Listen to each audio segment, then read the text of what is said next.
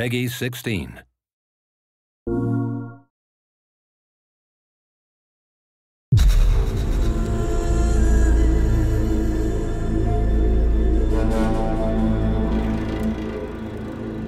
Hi, my name is Mark Norris, Senior Producer for Guerilla Games on Horizon Zero Dawn.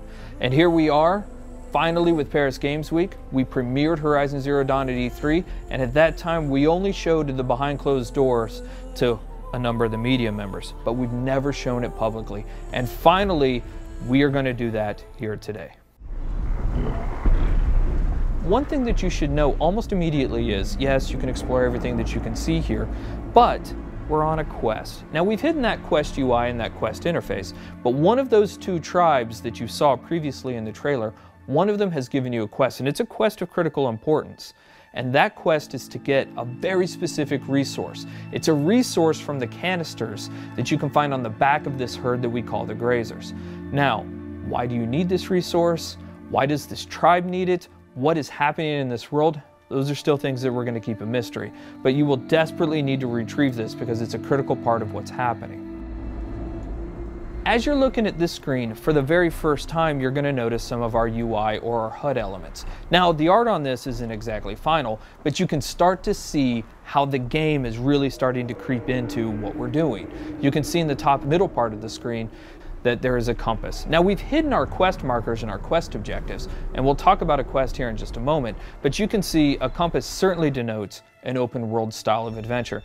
In the upper right hand corner of the screen, what you can see is the very beginning of a level and an experience bar, so you can start to see the RPG elements start to seep in.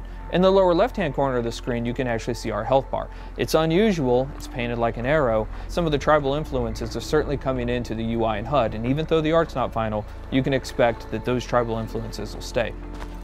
You've seen a number of locales inside of the trailer for Horizon Zero Dawn. You've seen some desert, you've seen some snow, and of course you see here the forest.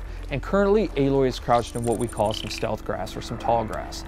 Stealth plays an incredibly important part of Horizon Zero Dawn. In fact, you can see the UI element for this. Right underneath the compass is a little circle. That is in fact a stealth indicator.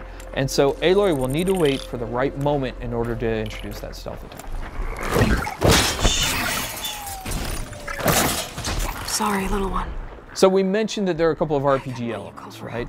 One of those things that you just saw, especially if you've got the keen eyes or if we zoom in on it, is the number 825 that just popped up. So that number 825 is incredibly important. Why? Because it denotes that there are, in fact, RPG elements hiding behind the hood. That is a damage value. We call that floating combat text, and you can see that number pop up. But now we've actually also gotten into the loot menu. Now, we've described previously how important the machine parts are to the world of Horizon Zero Dawn, but here we're showing you some of those parts. In fact, that flame coil that you can see on screen is one of the elements that's required to build explosive arrows. Now, machine parts are incredibly important. The economy, the entirety of the world of Horizon Zero Dawn is built around these machine parts. So here you can see Aloy picking up what is essentially a couple of health plants. Now, those will fill up your health if you get low, but the important thing here is actually what they represent. You will want to explore every nook and cranny of this open world. The ancient city, the tops of mountains, rivers and valleys, all kinds of settlements, because you never know what you'll find. Guerrilla's DNA is strong in Horizon Zero Dawn. We've talked about this game being an action RPG, but Guerilla Games is really known for its action. What Aloy is going to do here, she's going to use what we call the explosive tripwire. And that is really used as a trap. It can be used as a defensive countermeasure, but it's mostly used as a preventative measure. She knows, because she spent so much time with these machines, that these Grazers are incredibly skittish, that they will run off at the first sight of her or the first sight of noise. And she knows that if she's going to complete this quest, she's got to get those canisters. So for her, the best way to make sure this happens is to set these explosive tripwires down and try to find a way to force the Grazers into the traps. So that's what we're going to try and do. We're going to set down a couple of these traps, and we're going to try and create a distraction.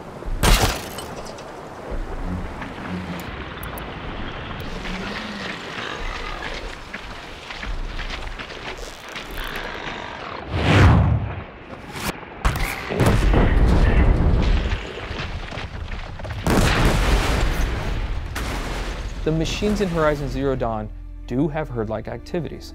And here we have a species defending itself, these Grazers, allowing a couple of them to stick around to fight Aloy.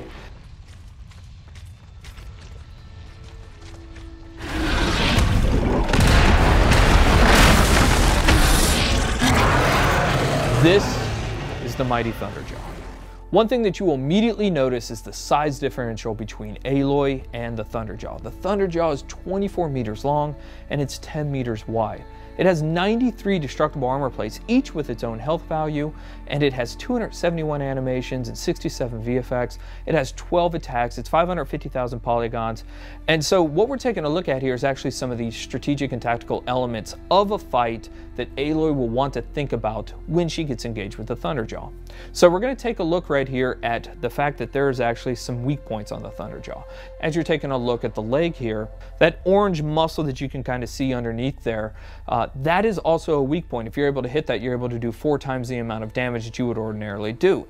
Now the question is, how would you actually take off that armor plate? Now we give you a couple of options there, but the best option is to use the machine itself. So we're taking a look at the disc launcher right now, and you saw earlier in the E3 trailer that you can shoot off the machine. You can shoot off the disc launcher, but you didn't know why we did it. The reason why we did it is because it takes a lot of arrows to knock off a Thunderjaw's armor plate. But if you can knock off its disc launcher, you can pick the disc launcher up and use its own weapons against it, and that's one of the best ways to take down the Thunderjaw.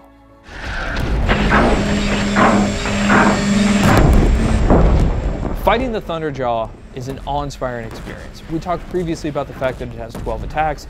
A number of those attacks that you're seeing now you hadn't seen before. It's not that it has a tail swipe and a foot stomp and a little bit of a disc launcher attack. Shooting off those disc launchers is incredibly important for a second tactical reason. It has a 360-degree absolute assault with that disc launcher that makes it incredibly difficult for you to get anywhere close to it. So you're going to want to take off those disc launchers. But if you are, you'll notice now it still has a railgun and a mouth laser. So this thing's serious. Even though it's previously damaged, it still has a huge amount of attacks. So what Aloy is going to try and do here is try to find a way to tie the machine down so that she gets a brief window to figure out her next move.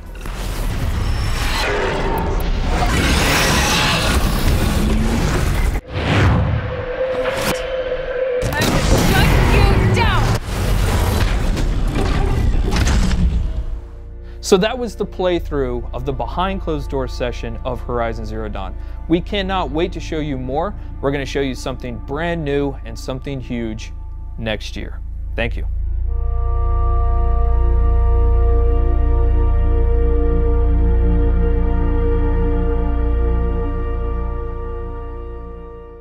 For the players.